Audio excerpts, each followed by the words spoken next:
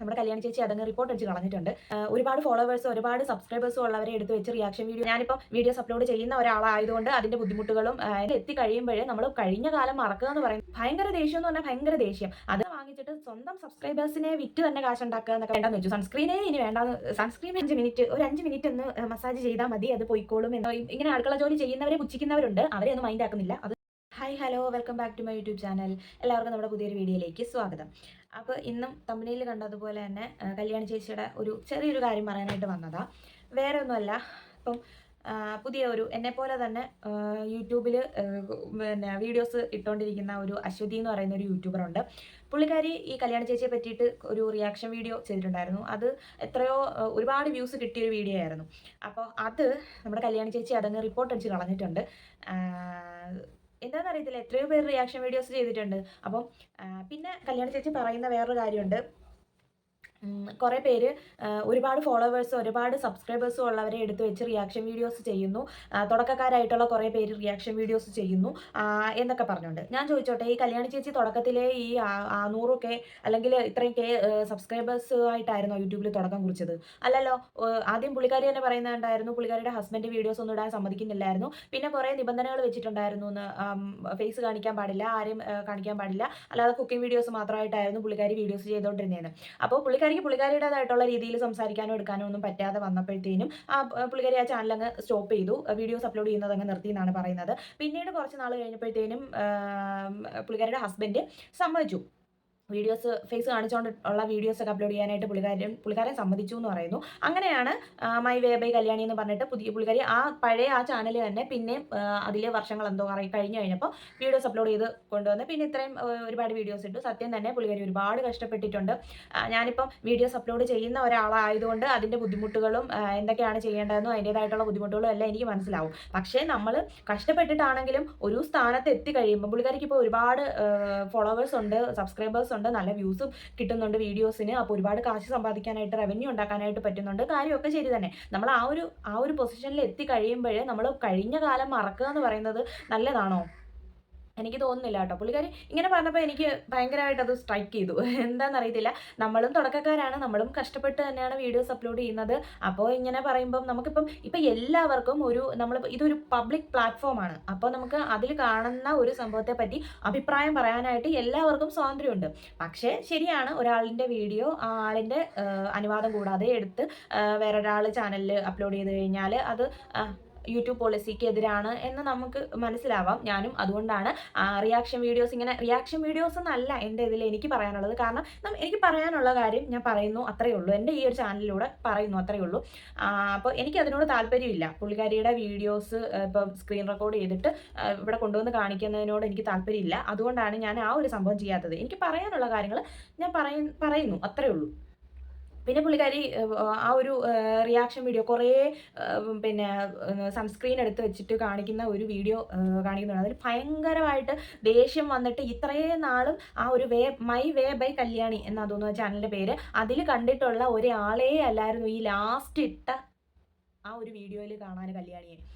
ഭയങ്കര ദേഷ്യം എന്ന് പറഞ്ഞാൽ ഭയങ്കര ദേഷ്യം. അത് ഒന്നാമത് പുള്ളിക്കാരി പറയുന്നുണ്ടായിരുന്നു, പുള്ളിക്കാരിയുടെ മോനെതിരായിട്ട്, അതായത് അപ്പുക്കുട്ടൻ എന്നല്ലേ പേര്, അപ്പുക്കുട്ടനെതിരായിട്ട് ഒരു കമൻറ്റ് വന്നു. അങ്ങനെ അതുകൊണ്ടാണ് ഭയങ്കരമായിട്ട് ദേഷ്യം വന്നത് എന്നൊക്കെ പുള്ളിക്കാരി പിന്നീട് വന്ന ലൈവിൽ പറയുന്നുണ്ടായിരുന്നു. എന്തോ ആയിക്കോട്ടെ, പുള്ളിക്കാരി തന്നെ പറയുന്നുണ്ട് പുള്ളിക്കാരി ഒരു ലൈഫ് സ്റ്റൈൽ വ്ളോഗറാണ്, അല്ലാതെ ഫാമിലി വ്ളോഗർ അല്ല എന്ന് പറയുന്നുണ്ട്. അപ്പോൾ പിന്നെ ഫാമിലി വ്ളോഗർ അല്ലെങ്കിൽ പിന്നെ ഫാമിലിയിലുള്ളവരെ ഈ ഒരു പ്ലാറ്റ്ഫോമിലോട്ട് കൊണ്ടുവരുന്നത് എന്തിനാ? അവരെ കാണിക്കുന്നത് എന്തിനാ? ഇപ്പം 100K സബ്സ്ക്രൈബേഴ്സ് ആയപ്പോഴാണ് പുള്ളിക്കാരുടെ ഹസ്ബൻഡിനെ കാണിക്കുന്നത്. അത് ഹസ്ബൻഡ് തന്നെ പറഞ്ഞിട്ടുണ്ടെന്ന് പുള്ളിക്കാരി പറയുന്നു. അങ്ങനെ എന്തുവാണ് ഞാൻ അറിഞ്ഞത്. സത്യം പറയാൻ ഞാൻ പുള്ളിക്കാരിയുടെ ഒരു സബ്സ്ക്രൈബർ ആയിരുന്നു, എനിക്കിഷ്ടമായിരുന്നു പുള്ളിക്കാരിയെ. പക്ഷേ ഈ ഒരു പ്രൊമോഷൻ വീഡിയോ, പെയ്ഡ് പ്രൊമോഷൻ ചെയ്യുമ്പോൾ നമുക്ക് പൈസ വാങ്ങിച്ചിട്ട് ഇപ്പോൾ ലക്ഷങ്ങളായിരിക്കും പുള്ളിക്കാരിക്ക് കിട്ടുന്നത്. ആ പൈസ വാങ്ങിച്ചിട്ട് സ്വന്തം സബ്സ്ക്രൈബേഴ്സിനെ വിറ്റ് തന്നെ കാശുണ്ടാക്കുക എന്നൊക്കെ പറയുന്നത് അതിനോടൊട്ടും യോജിക്കാൻ പറ്റുന്ന കാര്യമല്ല. പെയ്ഡ് പ്രൊമോഷൻ ആയാലും ശരി തന്നെ അതിനൊരു സത്യസന്ധത വേണം. ഈ പറയുന്ന പുള്ളിക്കാരി തന്നെയാണ് ഫ്രണ്ട് ആപ്പിനെ പറ്റിയിട്ടുള്ള ഒരു പ്രൊമോഷൻ പണ്ട് കുറച്ച് നാൾ മുമ്പ് ചെയ്തത്. അപ്പോൾ അതിന് നെഗറ്റീവ് വന്നപ്പോൾ പുള്ളിക്കാരി ആ വീഡിയോ അങ്ങ് ഡിലീറ്റ് ചെയ്തു.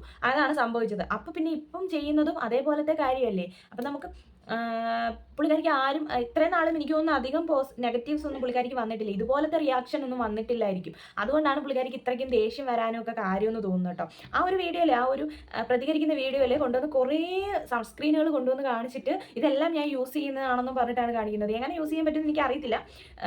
ഞാൻ ആകപ്പാടെ 2 സൺസ്ക്രീൻ വാങ്ങിച്ചിട്ടുണ്ട്.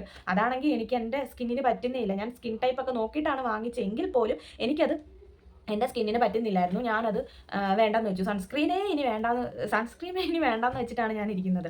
അപ്പോൾ എനിക്ക് ഇത് ഉപയോഗിക്കുന്നവരോട് ഒരു വിരോധവും ഇല്ല. മറ്റുള്ളവരത് ഉപയോഗിക്കാൻ പാടില്ല, എനിക്ക് എന്നോട് താല്പര്യമില്ല, അതൊന്നും പ്രൊമോട്ട് ചെയ്യാൻ പാടില്ല എന്നൊന്നും ഞാൻ പറയത്തില്ല. അത് ഇഷ്ടപ്പെടുന്നവർ, സൺസ്ക്രീൻ ഇടാതെ പുറത്തോട്ട് ഇറങ്ങാത്തവരായിട്ട് ഒരുപാട് പേരുണ്ട്. അപ്പോൾ അത് ഉപയോഗിക്കരുതെന്നൊന്നും അതിനെപ്പറ്റി നെഗറ്റീവ് ഒന്നും ഞാൻ പറയുന്നില്ല. പിന്നെ പെയ്ഡ് പ്രൊമോഷൻ ആണെങ്കിലും നമ്മൾ ചെയ്യുമ്പോൾ അതിനൊരു സത്യസന്ധത വേണം. ആദ്യം പുള്ളിക്കാരിക്ക് ഇത്ര നെഗറ്റീവ് വരാനായിട്ടുള്ള കാര്യം എന്ന് വെച്ചാൽ, പിന്നെ ആരോ ഒരാൾ വൈകാസ്റ്റ് ഉണ്ടല്ലോ എന്ന് പറഞ്ഞിട്ട് കമൻറ്റ് ചെയ്തപ്പോൾ പുള്ളിക്കാരി അതിൻ്റെ താഴെ പോയി പിന്നെ കമൻറ്റ് റിപ്ലൈ കൊടുത്തിട്ടുണ്ടായിരുന്നു, ഇത് ഓൾറെഡി പെയ്ഡ് പ്രൊമോഷൻ ആണെന്ന് ഞാൻ മെൻഷൻ ചെയ്തിട്ടുണ്ടല്ലോ എന്ന്. അതാണ് ഇത്രയും പുള്ളിക്കാരിക്ക് നെഗറ്റീവ് വരാനുള്ള കാര്യം എന്ന് പറഞ്ഞാൽ. ഈ റിയാക്ഷൻ, ആ ഒരു കമൻറ്റ് റിയാക്ഷൻ കിട്ടി തുടങ്ങിയപ്പോൾ തൊട്ടാണ് പുള്ളിക്കാരി ആ കമൻറ്റ് ഡിലീറ്റ് ചെയ്തിട്ട് 5 മിനിറ്റ് ഒന്ന് മസാജ് ചെയ്താൽ മതി, അത് പോയിക്കോളും എന്നൊക്കെ പറയാം. ഭയങ്കര എന്താ പറയുക, നമുക്ക് നമ്മുടെ ചാനലിൽ ഇപ്പം നമ്മുടെ സ്വന്തം ചാനലാണ്, നമുക്ക് ഇഷ്ടമുള്ള രീതിയിൽ വീഡിയോസ് ചെയ്യാം, എന്തും ചെയ്യാം.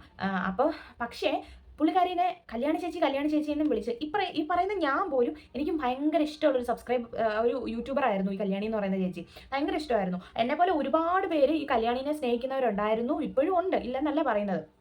പക്ഷേ അവരെയൊക്കെ എന്നെ ഉൾപ്പെടെ ഈ പറ്റിക്കുന്ന രീതിയിലല്ലേ പുള്ളിക്കാരി ഈ ഒരു ഇത് ചെയ്തേക്കുന്നത്. പുള്ളിക്കാരി കള്ളത്തരം ഇല്ലെങ്കിൽ പിന്നെ ആ ഒരു പെയ്ഡ് പ്രൊമോഷൻ ആണ് എന്ന് മെൻഷൻ ചെയ്തിട്ടുണ്ടല്ലോ എന്ന് പറയുന്ന കമൻറ്റ് ഡിലീറ്റ് ചെയ്തിട്ട് പിന്നുള്ള കമൻറ്റിനെല്ലാം റിപ്ലൈ കൊടുക്കുന്നത് 5 മിനിറ്റ് മസാജ് ചെയ്താൽ മതി എന്നും പറഞ്ഞിട്ടാണ്. അതിലൂടെ പുള്ളിക്കാരിയുടെ ആ ഒരു സ്വഭാവവും ആ ഒരു ക്യാരക്ടറൊക്കെ നമുക്ക് എല്ലാവർക്കും മനസ്സിലായിട്ടുള്ള കാര്യമാണ്. പിന്നെ പുള്ളിക്കാരിയുടെ ചാനലിൽ ശ്രദ്ധിച്ചാൽ അറിയാം, എല്ലാം ഇപ്പം അടുക്കളയിൽ കുക്ക് ചെയ്യുന്നതിന് ആരും ഇവിടെ ഒന്നും പറയുന്നില്ല. ഞാനും അടുക്കളയിൽ കുക്ക് ചെയ്യുന്ന ഒരാളാണ്. എൻ്റെ വീട്ടിൽ ഞാനാണ് കുക്ക് ചെയ്യുന്നത്. എൻ്റെ മോന് വേണ്ടിയിട്ടാണെങ്കിലും എൻ്റെ ഹസ്ബൻഡിന് വേണ്ടിയിട്ടാണെങ്കിലും ഞാൻ തന്നെയാണ് കുക്ക് ചെയ്യുന്നതും എല്ലാ കാര്യങ്ങളും ചെയ്യുന്നതും. അതിനൊന്നും ഇവിടെ ആരും കുറ്റം പറയുന്നില്ല. പിന്നെ കുറ്റം പറയുന്നവരുണ്ട്, സ്ത്രീ അടുക്കളയിൽ കിടക്കേണ്ടവളല്ല എന്ന് പറയുന്നവരുണ്ട്, ഇങ്ങനെ അടുക്കള ജോലി ചെയ്യുന്നവരെ പുച്ഛിക്കുന്നവരുണ്ട്. അവരെ ഒന്നും മൈൻഡ് ആക്കുന്നില്ല, അത് വേറെ കാര്യം. പിന്നെ പുള്ളിക്കാരിയുടെ വീഡിയോസ് കാണുമ്പോൾ നമുക്കൊരു ഇഷ്ടം തോന്നും. പുള്ളിക്കാരിയുടെ സംസാരം കേൾക്കുമ്പോൾ എല്ലാവർക്കും ഒന്നും ഇല്ലെങ്കിലും എനിക്ക് ഇഷ്ടമായിരുന്നു പുള്ളിക്കാരിയുടെ സംസാരം.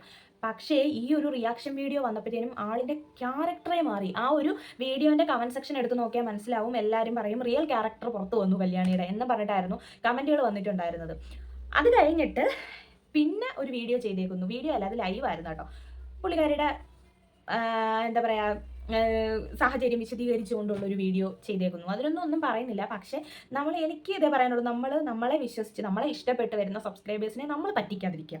നമ്മൾ അവർക്ക് എത്രത്തോളം അവരോട് സത്യസന്ധമായിട്ട് വീഡിയോസ് അപ്ലോഡ് ചെയ്യാൻ പറ്റുമോ അതുപോലെ നമ്മൾ വീഡിയോസ് അപ്ലോഡ് ചെയ്യുക. പെയ്ഡ് പ്രൊമോഷൻ ആണെങ്കിലും നമുക്ക് നല്ലതെന്ന് തോന്നുന്ന പ്രോഡക്ട്സ് നമ്മൾ പ്രൊമോട്ട് ചെയ്യുക, അല്ലാതെ വേറെ. പിന്നെ എനിക്ക് പറയാനുള്ളതെന്ന് വെച്ചാൽ, പുള്ളിക്കാരി തുടക്കത്തിൽ വന്ന പോലെ തന്നെയല്ലേ നമ്മളെല്ലാവരും. അതേപോലെ തന്നെ ഇപ്പോൾ റിപ്പോർട്ട് അടിച്ചു കൊടുത്ത അശ്വതി എന്ന് പറയുന്ന യൂട്യൂബർ, ഇപ്പം ഇതൊരു എന്താ പറയുക, പബ്ലിക് പ്ലാറ്റ്ഫോം ആണല്ലോ.